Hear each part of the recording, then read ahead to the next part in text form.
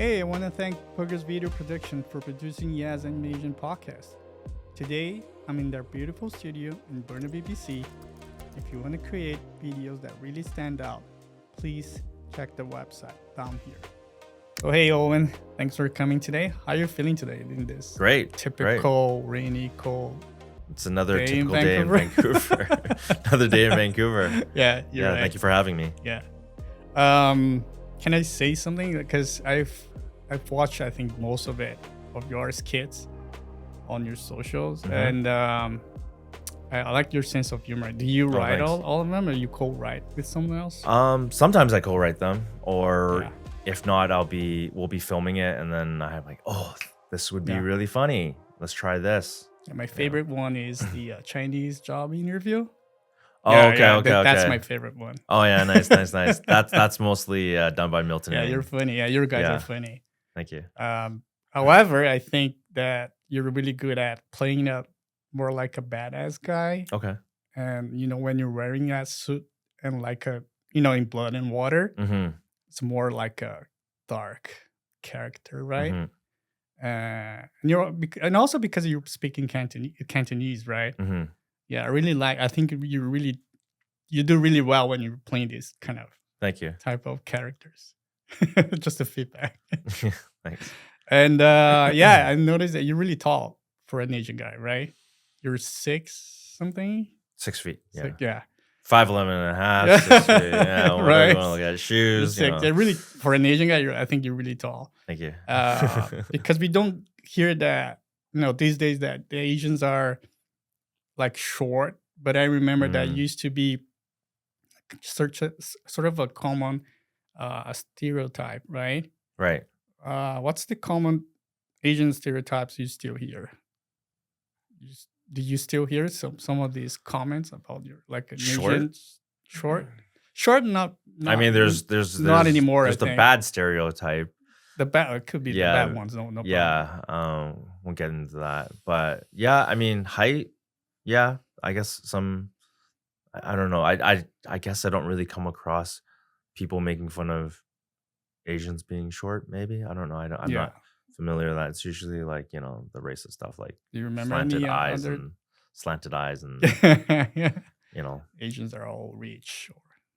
yeah. I mean, I don't think that's a bad stereotype. Yeah, I don't think so. Oh, yeah, They're all smart and good at math. I wish I was good at math. Yeah. And you're also like a really good looking guy yeah. It's a Stop. compliment. I mean, continue. And no wonder you've been working as an actor and also as a model, right? Mm-hmm. Checking on your socials, and I saw that photo of your dad, Mm. and you definitely got the genetics of your dad, right? Yeah. Yeah, absolutely. And this photo on your social media, where was he in this photo? Do you know that? Depends. It's an which old one, photo. right? Yeah, I believe I have a few photos of my dad on my social. Was he with other Two bunch of other Asian friends? guys? Yeah, A bunch of Asian guys. yeah. I actually don't know. It looks like the background It's a looks white like and black photo. yeah, it looks like I know which photo. It looks like a it looks like an elementary school in the background. I don't know. It could be a school. Because he's from Singapore. Is that Yeah, right? he was born in Singapore and raised for a good duration in Singapore, and then he moved to China. And he also lived in Hong Kong. Those other people in that photo with him are all his brothers. Those are all his brothers. Yeah. Oh, Yeah. I don't know if you could tell that's a which big one's family. my dad because I have 2 uncles. I mean, sorry, 2 uncles. My dad and one of my uncles that looks like me. Yeah. we can show the photo and mark him. Okay. just to make Sure. Yeah. It's him. It's funny because I mean, the situation wasn't funny, but the time it happened, we were at my grandmother's house, and I think she was like maybe ill at that time. She was like 90, but we're looking at one of her photos, like an old photo of the family, and my cousins were there, and they're like, "Oh my god, that's such a cool photo to see our Right. parents um, all young and there, right? And they're like, "Hey, and look, Owen's there too." Yeah, so I mean, I thank my dad for my genetics and also my mother. I'm sure Yeah. that's a good combination, but yeah, I get that a lot. What can you tell about your family's coming to Canada story? What do you know about it? Ooh, what can I say that won't get me in trouble? I can say that my parents met in Hong Kong. Uh, they they both worked in a restaurant. My dad was a cook, a chef, and my mother was a waitress. And yeah, that's how they originally met. And they dated for a while, and then They one of got married in Hong Kong, or yes, okay, yeah, and then one of our uncles married a Canadian lady, my aunt, and then I think immigrated them over. My dad and my mom and like all the other they brought family. the whole family to Everyone, come Canada. on in, yeah. So And I they think first came to Vancouver, or yes, in Vancouver. Vancouver. The other option was I had another uncle, the oldest uncle on my mom's side. The first one was my uncle on my dad's side. So my other uncle married a woman from San Francisco, and she was yeah. So then they brought more cousins on my mom's side over to San Francisco. So I guess I had a 50-50 chance to be an American. Okay. Yeah, so that would have been a very different life, I think. I have no idea if I'd be doing the same things or whatnot. But I am proud to be a Canadian. Yeah. So your mom is just from Hong Kong, but your dad from Singapore. What's the what is Singaporean culture like? I don't know much. I have heard that it's a fusion of Chinese influences, different and influences like Chinese, yeah, South I feel Asian. I don't know too much about the culture itself. Um I mean, if I had to guess, it's probably similar to Malaysia culture. Okay. I would have to guess, and I apologize for those people that are Singaporean or Malaysian if they completely disagree with I don't me. know much about it Yeah, either, so no worries. I went to Singapore when I was very young, so I don't have too much memory of Yeah. Singapore, but I do want to go to Singapore sometime in the future. I have been to Malaysia when I was an adult back in 2018, end of 2018, I believe, or Right. yeah, probably around then. And I love the culture there. The food was amazing. I didn't have one bad meal. They weren't fancy places. They were like, food courts and Right. whatnot. And I just really, the people were so nice. I think the people there really got along too, because they speak Cantonese, Mandarin, English, Malay.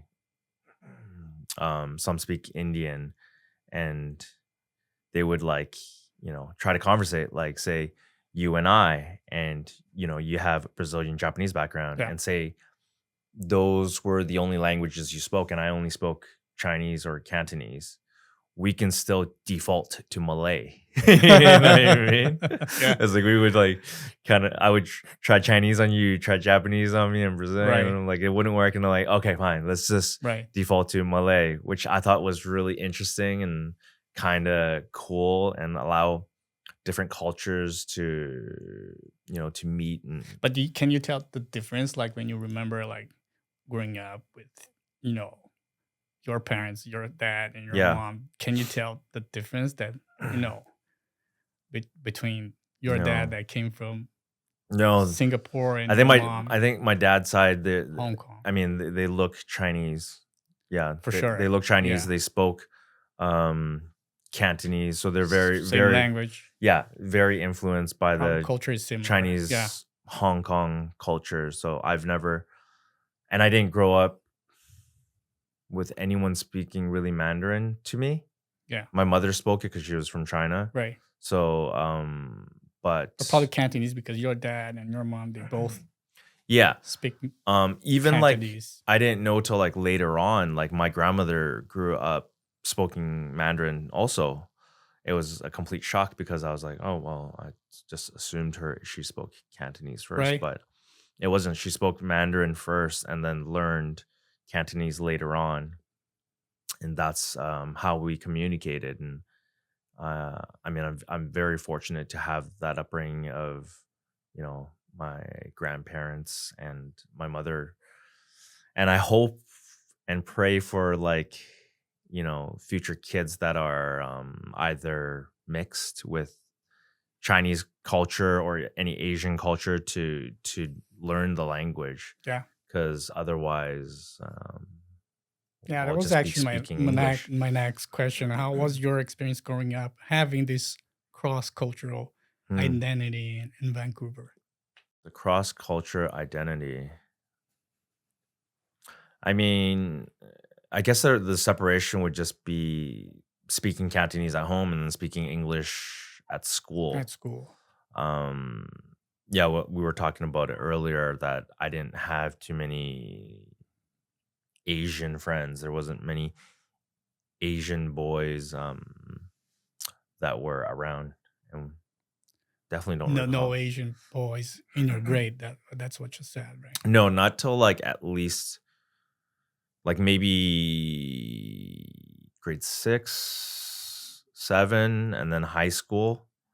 But even then, I think like in grade 6 and 7, I don't recall speaking them in Cantonese. Maybe just, the swear words and Well, like, would you ask the other Asian boys like, do you speak the language, or is that something you just assume that they also speak Cantonese and you guys start speaking Cantonese? I think at the beginning probably I just assumed they were the same as me.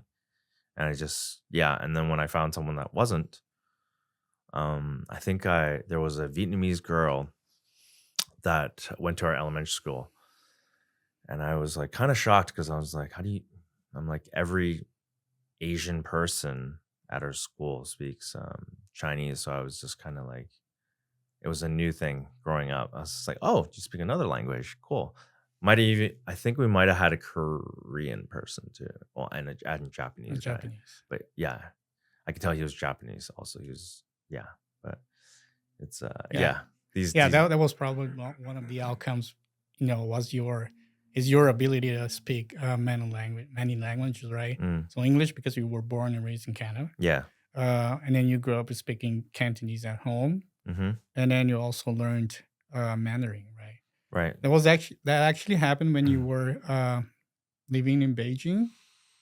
Learning Mandarin was later in my life, and I think I started maybe 2016 actually. I started taking like a Mandarin class once a week, so I wasn't like immersed in it. And then That was for work, or you just wanted to I just learn wanted to learn some Mandarin. Mandarin. Yeah, I thought it would be interesting just to learn a little bit more about my culture, and also like I knew it was gonna one day go that direction, so it opened more opportunities.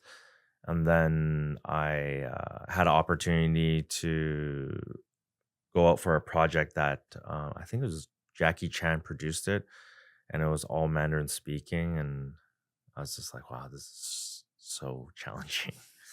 But yeah, I got through it and had a callback for the audition, and I was just like, it wasn't very good. It was like kind of like ting tang ting song ting, It's like it like was you just knew like that was I going to didn't really happen. knew. Yeah, I mean, there's some words that I knew because I was taking Mandarin Yeah. classes, but I was like, for the most part, I didn't really know what I was saying, and I was just kind of. I did an introduction. I can do that. I can do an introduction. It's like, 大家好，我是孔泰恩，我是加拿大人，我也是中国人, like that kind of stuff. Like I just basically said I'm from Canada, and I, I'm Chinese, So it's Canadian. introducing yourself. That I can do confidently, Okay. right? That's good. So for that audition, just to finish off on that and on that little bit of a story, I did that introduction. It was enough to get me a call back. But also, I also auditioned for Blood and Water, and they also wanted us to speak Mandarin. The rest of the episode was But was mainly Cantonese, right? There's one scene that was Cantonese, and it was like an interrogation scene with Steph Song and Byron Mann, and we did that Cantonese for that scene, and then the rest of the scenes were in Mandarin, which I had like a Right. dialect coach and a language coach for that. But it was very challenging, and so I just, trending from that experience, I was like, okay, I think Mandarin is a language that I probably should learn. Yeah. And it's gonna be useful. hmm But back to Beijing. When and why did you move to Beijing? That's a perfect segue because it kind of relates to what I said earlier about Blood and Water. Um, I knew from those two past auditions that Mandarin was going to probably come down like later down in my career, that I'm going to have to learn. So I thought, well, okay, well, I have a really good friend that lived in Beijing and a few acquaintances that lived in Beijing. So I was like, maybe it's time to move to Beijing and expand and meet more people, right? Because originally the reason why I moved to Toronto was just to network, expand, meet more people, meet more casting directors. And I had, some friends that had pretty good success working in Beijing. So I said, okay, maybe it's time for a new adventure, to branch out. And so after a pretty successful 2017, I packed up all my stuff and went back home to drop off all my stuff, which is here in Vancouver, and then moved to Beijing. Yeah. You didn't have a job in Beijing. You was just No job. trying to find something there. And Yeah, no job, no place to Give it a shot. to live full time. But I had a good friend of mine, Kent Leung, and him and his girlfriend had a place for me to stay for a little while until I found my own place and settled in. So yeah. Did you have did you experience any cultural shock when you were living in Beijing? Because you from Canada, I know you have this strong connection with especially because you speak the language. But did you have any cultural shock? Oh, most you- definitely. Walking around, we kind of forget how lucky you are when you speak the language in your country, I guess. um, yeah, so I would have to break out the Mandarin more often, and at first be a little shy about it. And there were challenges of people not understanding my way of speaking Mandarin if it wasn't pronounced Because of your accent. accent. Yeah, because of my accent. So it was challenging, but it was also fun, and in hindsight, it was fun because it's like this, you have this challenge of trying to survive, um, speaking a language that you're not very good at. And at the most part, you can communicate what you want, but when they're speaking back to you and they're speaking at their speed and they're not, talking at a kindergarten level to you. Would you ask him to repeat it? Can you say that again? Or Yes, it's 请再说一遍. It means, can you repeat it again? Yeah. So you used to say that a lot. Yeah, yeah, yeah. 不 acting 好 in 意 Mandarin. 思，我的中文不太好. It's like I'm very sorry. My Mandarin's not very Yeah. good, and it's probably very interesting for a Chinese person to look at another Chinese person that doesn't speak their language. It's almost to them like alien. Like it's like you look Chinese, but you don't speak Chinese, and you also have this accent. Yeah, the moment you open your mouth and then they know you're a foreigner, Yeah, right? yeah. They say you're like a Lao Wai, which is like, like a foreigner, Outsider. outsider. Yeah. And that's interesting, right? Because you're there and you look similar, the Yeah. same, Yeah, yeah. and then you actually don't belong to that place because you. And I blend in a little bit more because in Beijing, um, people are taller, especially the men. So they probably thought I was Oh, I a didn't know local. that. Yeah, yeah, because they're in the north. There's something in the north that makes them The taller. guys are taller. Okay, Yeah. interesting. So your first time acting, that was actually in high school. Yes. Yes. That's when you realized you wanted to be an actor, or that was actually a little later I think in there's life. there's a couple of points in my life that made me want to get into acting. I think it could have been like the spark. The spark was in my drama class in grade 8. And I had this teacher, and in grade 8 you're still trying to figure out who you are, how to fit in, how to make new friends. So while growing up in grade 8, I was a bit of a class clown, like trying to get maybe like an attention seeker, self-diagnosed ADHD. So it would be hard for me to pay attention. But as far as the drama task or the exercises, I would do well in. And I told the teacher that, you know what, I was thinking about taking drama in grade 9. The teacher said back to me, if you do, I will talk to your counselor to make sure you don't come back to my class. And at that moment, my acting career was crushed. My dreams were already Okay, it's over. crushed. Yeah. And I mean, But did you use that bad experience as fuel to continue pursuing your acting no, career? because I think it's I mean, it was very damaging, at that time. It's like, for a young kid that doesn't really know the real world yet. And even as adults, I mean, we're always learning about like how the brain functions, how it affects us. A lot of things affect us, which we don't even know about, right? Also coming from your teacher. Yeah, coming from the only drama teacher, like you don't have any other options besides going to another school, and you think, oh, maybe I'm not good enough. You start maybe thinking of the reasons, and I'm sure her reason was like, I don't want this class clown back in my class, perhaps. Disturbing my drama class. Yeah. But as a child, I'm sure the thoughts were, oh, I'm probably think I'm not good enough at that craft. So yeah, it was That was your first thought when she said that. Yeah, Okay, I'm yeah. not good enough. Yeah, yeah. That's why So she doesn't want me to.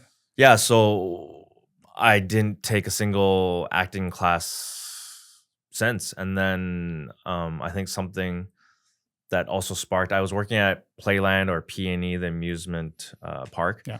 And as an employee there, we were offered a free tarot card reading. So I went to one of those, and I mean, I had like fiery blonde hair at that time, and then the psychic or the tarot card reader was like, I think you should be, I see acting in your future, like as a performer.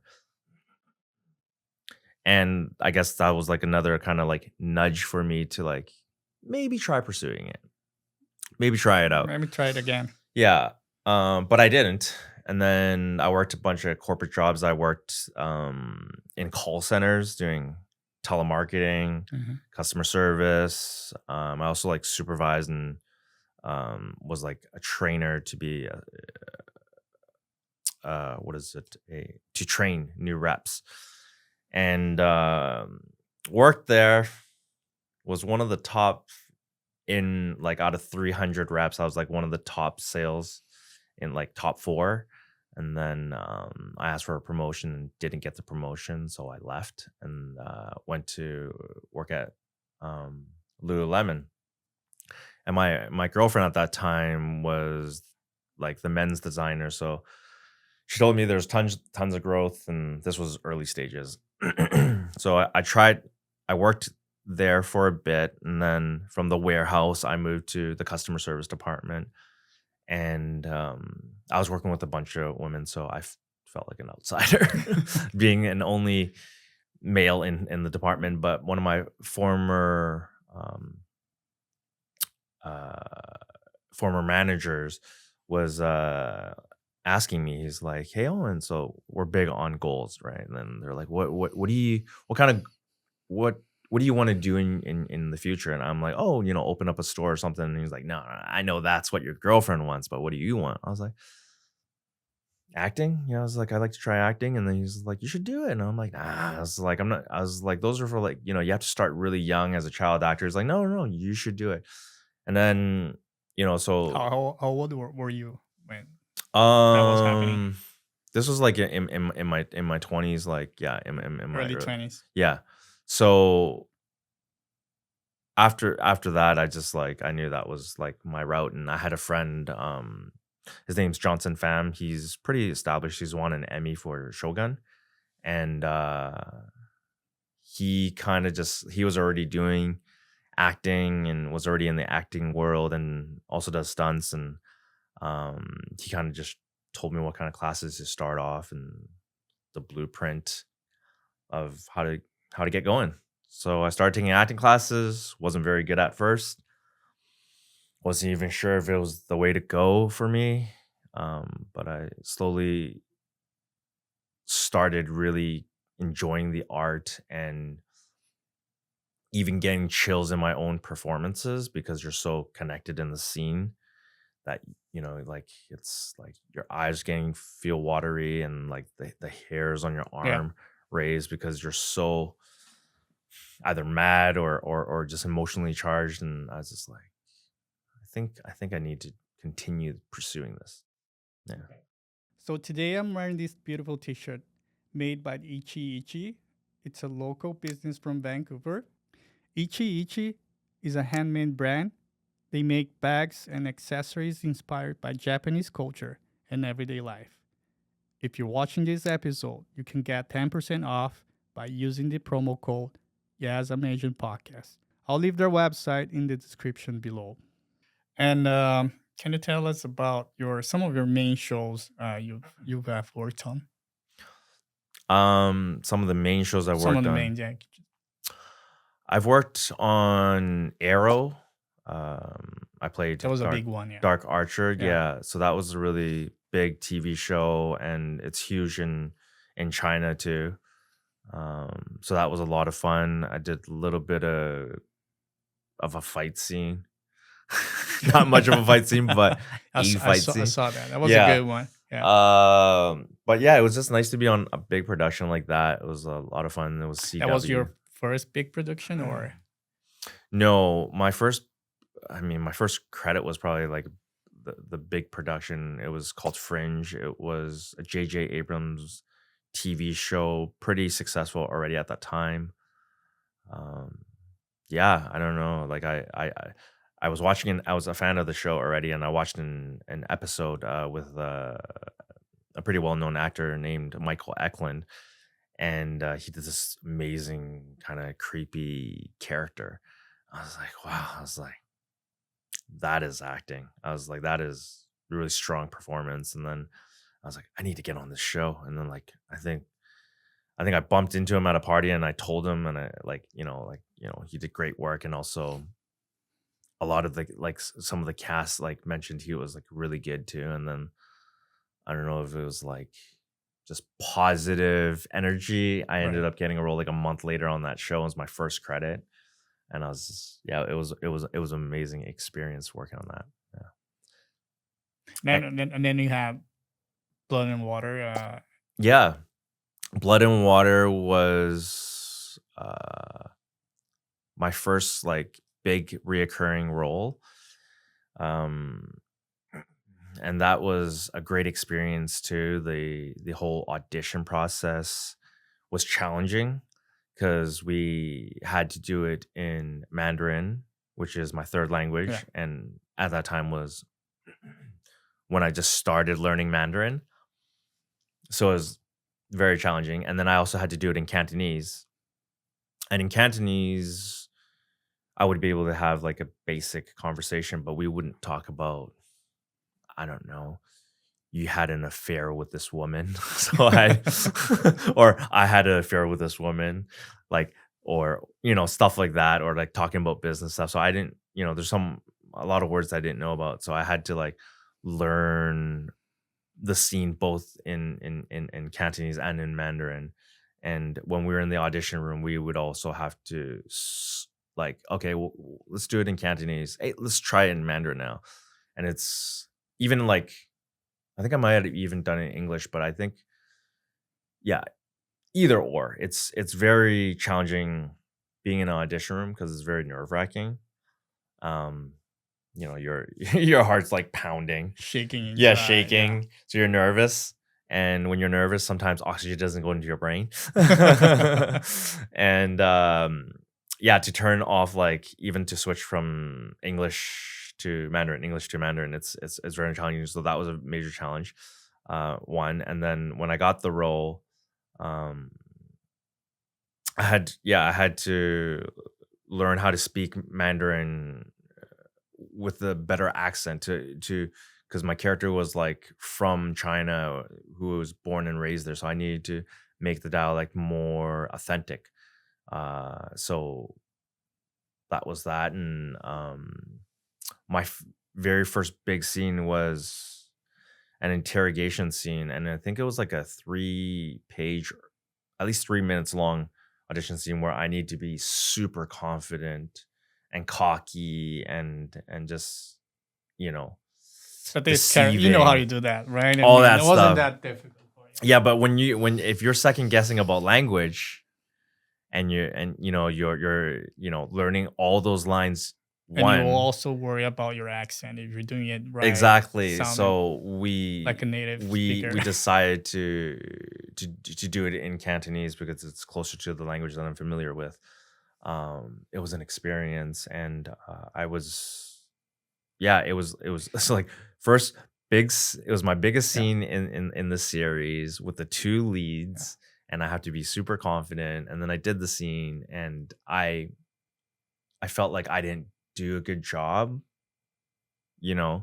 and as I was leaving, one of the crew members like, "Hey, I just wanted to say that was really cool, like really fucking cool."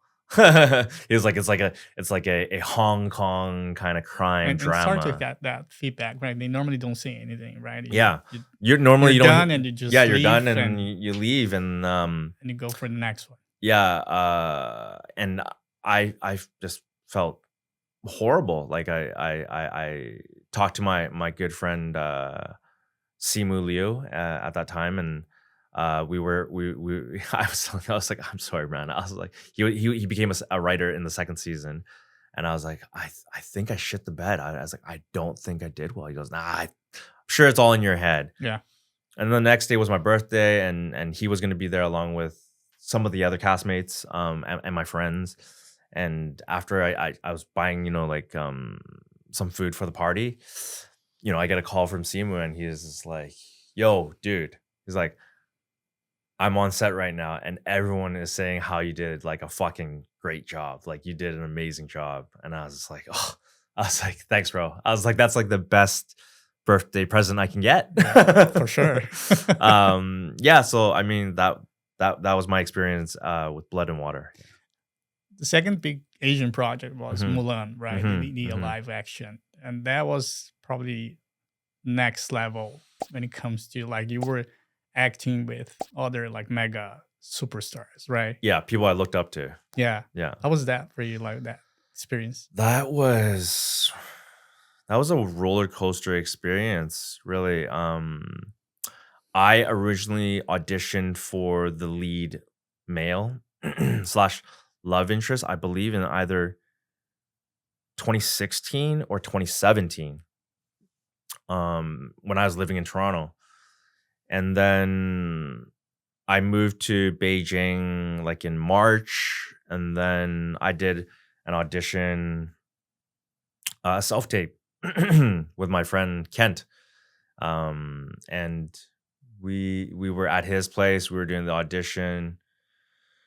I think I might have done one or two takes, and I'm like, I think it's good. And a lot of times actors will do it like 10 times, 20 times, whatever you think is like perfect, right? But I was like, that's a pretty straightforward scene.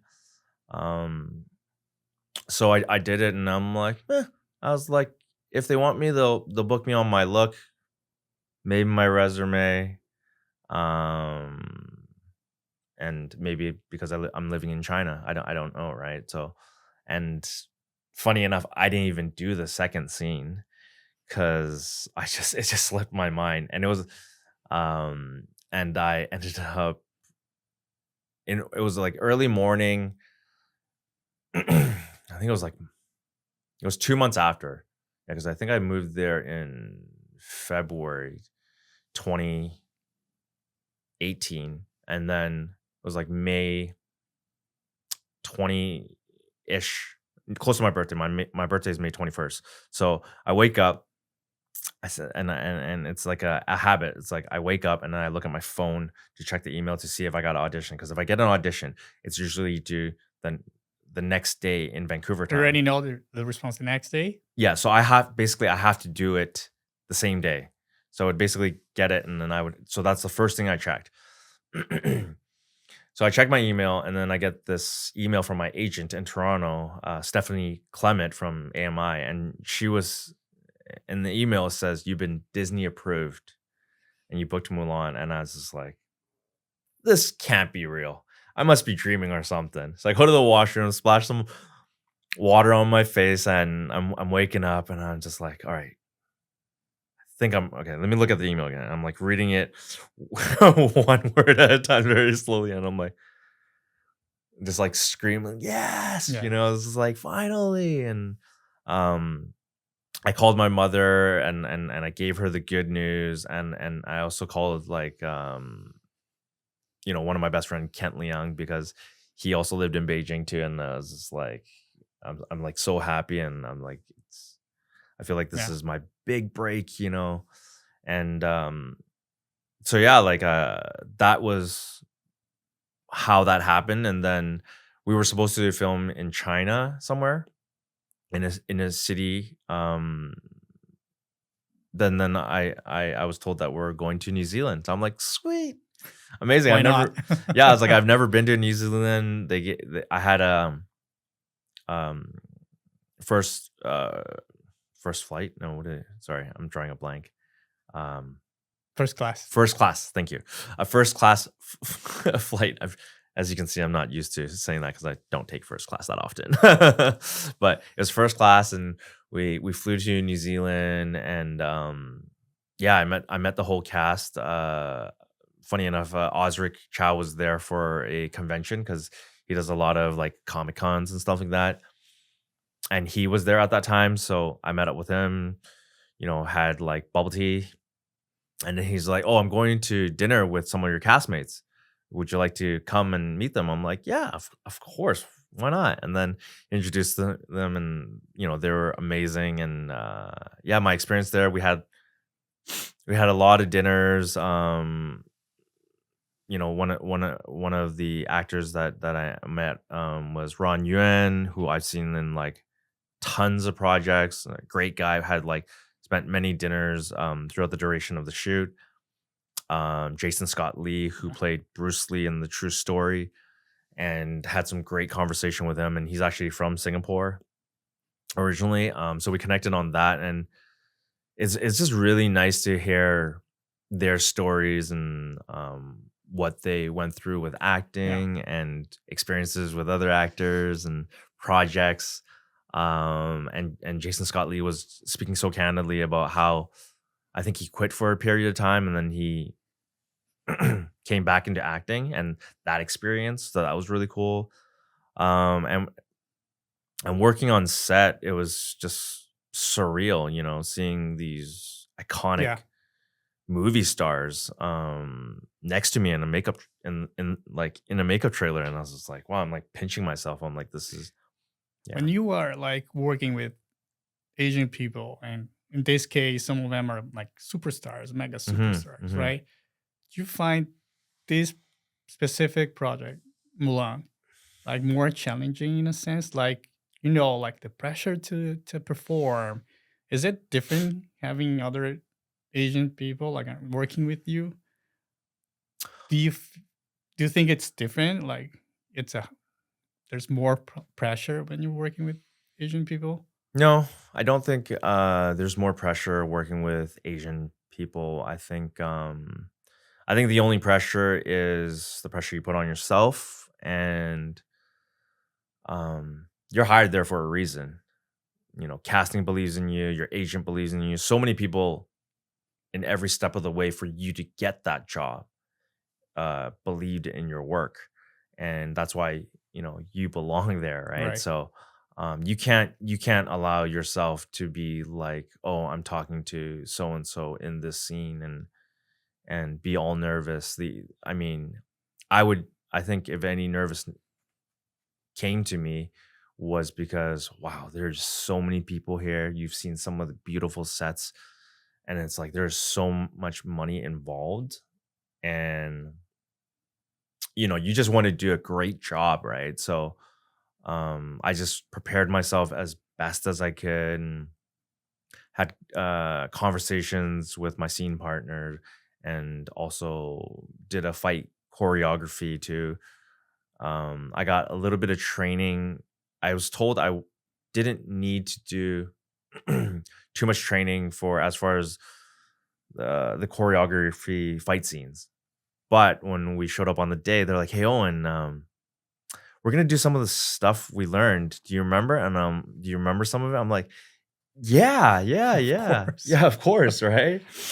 I had like a quick crash course in that, and then we're like, "Why don't we do this, this, this, and this?" And then um, I'm like, "All right, cool." And then we're already setting up for that scene. Like, it wasn't like earlier in the day and you're like, we're gonna do it later in the day. It was, we're on set and we're gonna do it now. So you're gonna be a part of it, and you're gonna be next to Louis Fei, who played Mulan, and she's gonna be right beside you, and you're gonna battle it out.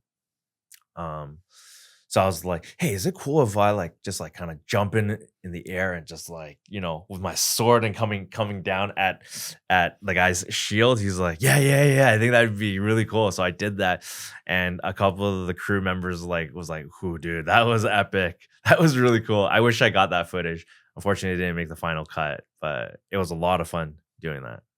Nice.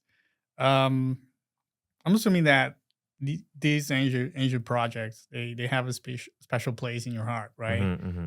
What does that mean to you, like career wise? I understand that was a kind of sort of a turning point for you, Hmm. but also coming from a Chinese family, growing Hmm. up, you know, with Chinese culture, like what does that mean to you, being part of it? Being a part of Mulan. Yeah. Yeah. Um, I think it's for myself. I like the way, film is trending right now, that we're seeing more Asian actors on film, like In the mainstream. in the mainstream, like uh, TV shows like The Brother's Son or Beef, which I really enjoyed watching. And you could have put it like a Caucasian cast, and still would have enjoyed it. Though Beef second season, I wish it was still an Asian cast. But I won't get into that. But yeah, to be a part of like a predominantly Asian cast, it's something special, and I'm really fortunate to have met these amazing actors in both Blood and Water and also in Mulan, and I hope hopefully it'll be more mainstream one day, perhaps like shows that are predominantly white, Caucasian or even African American. Yeah. Okay. I'd like to do something different. Sure. Let's pretend that I'm an actor Hmm. and you are a casting director for an Asian film. Okay. Um, like no questions about my acting skills. Right. I'm the new Simu Liu, right? Fabio, the new big Sure. The guy. new big thing. Can you tell me what would be my character in this film based on my physical traits? Hmm. Like a hypothetical. Yeah, anything could be anything. Okay. Um,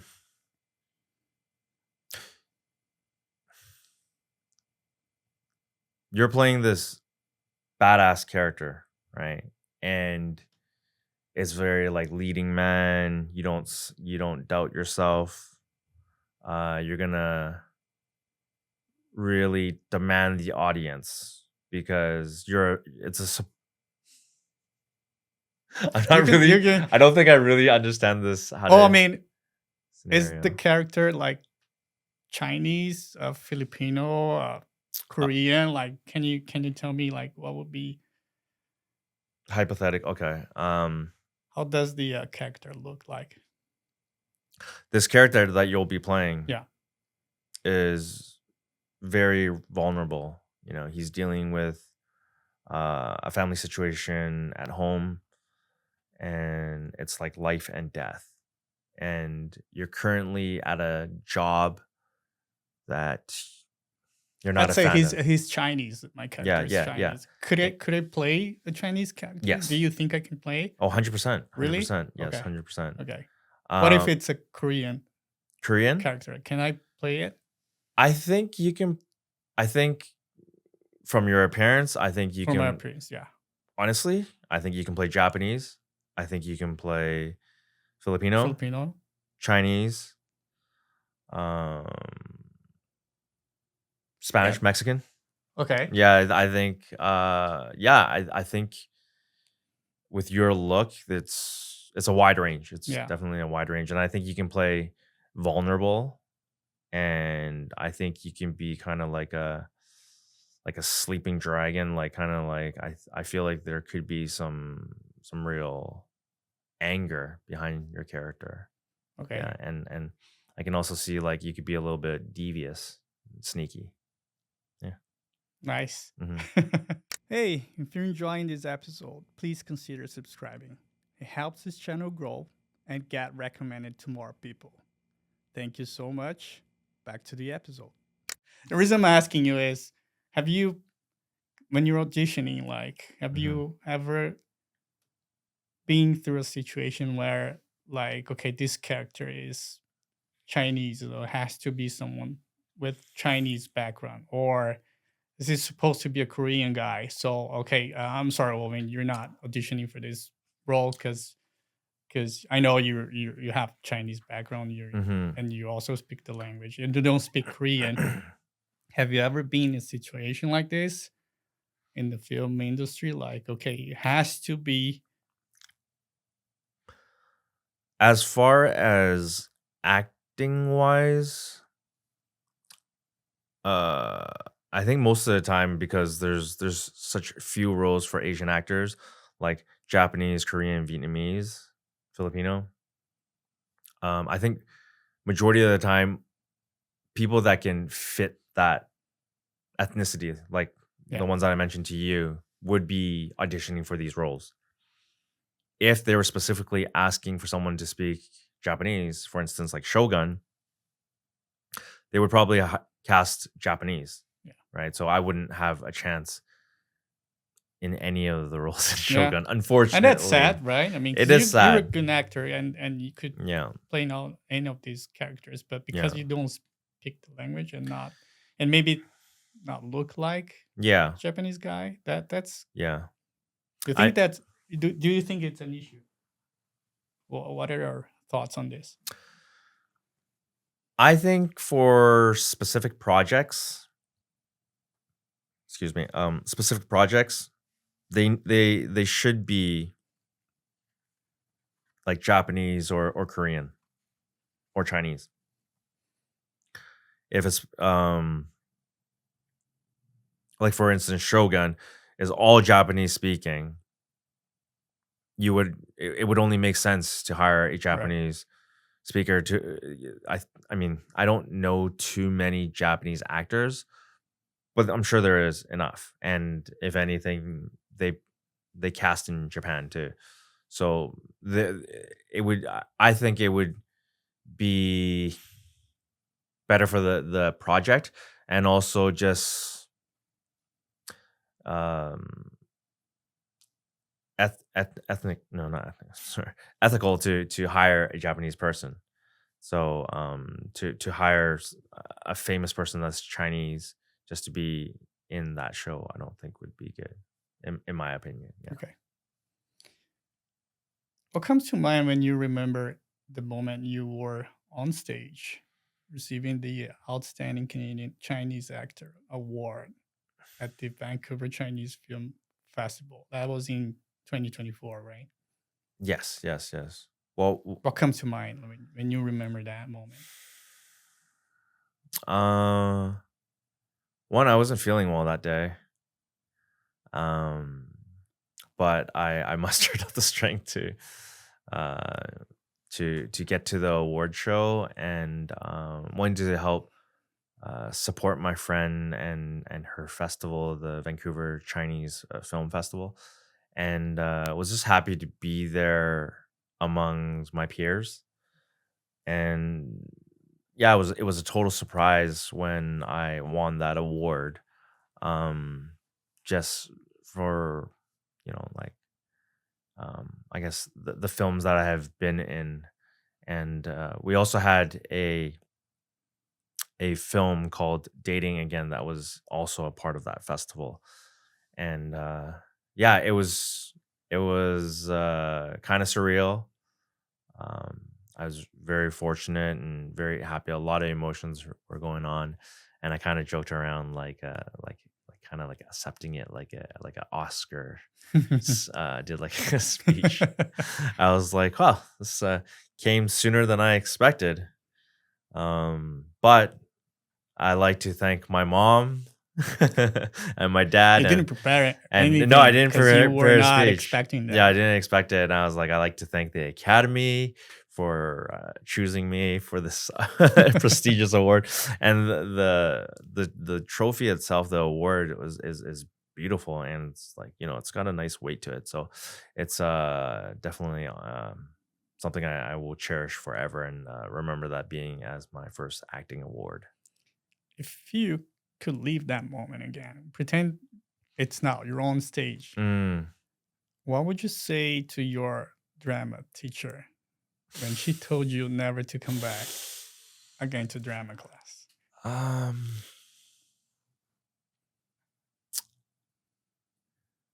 I would say to the drama teacher, one, that I am a good actor. Two, you should reconsider some of the things that you say to children that are in your class, because you can really crush a child's dream. Yeah, so just be careful with your words. They are powerful, and good luck with the rest of your life. Yeah, I just want to say that, Yeah. Owen, we've been doing an amazing work, especially, representing so many Asians on TV shows, films, whatever, right? Thank you. What makes you proud to be Asian? I'm proud to be Asian. I love being Asian because, I mean, the people are amazing. There's so much history from where Chinese people come from. I mean, we didn't even get into when my experience living in Beijing with the historic landmarks that I visited, like the Great Wall. There were like a lot of temples that I visited, Tiananmen Square and the Forbidden City. So just like a lot of history with Chinese culture, and I'm always fascinated with the language itself, and even just Cantonese and Mandarin. And they're similar in ways, but so different. Um, and yeah, I just want to continue doing projects that make Asian actors, Chinese actors look in a better light, and also just performing and creating new experiences, perhaps some experiences that other people can relate to, or just good stories. Yeah. Okay. Yeah. All right, Owen. Thanks for coming. Yeah, was awesome chatting with you today. Yeah, likewise. This was a lot of fun. Thank you for having me.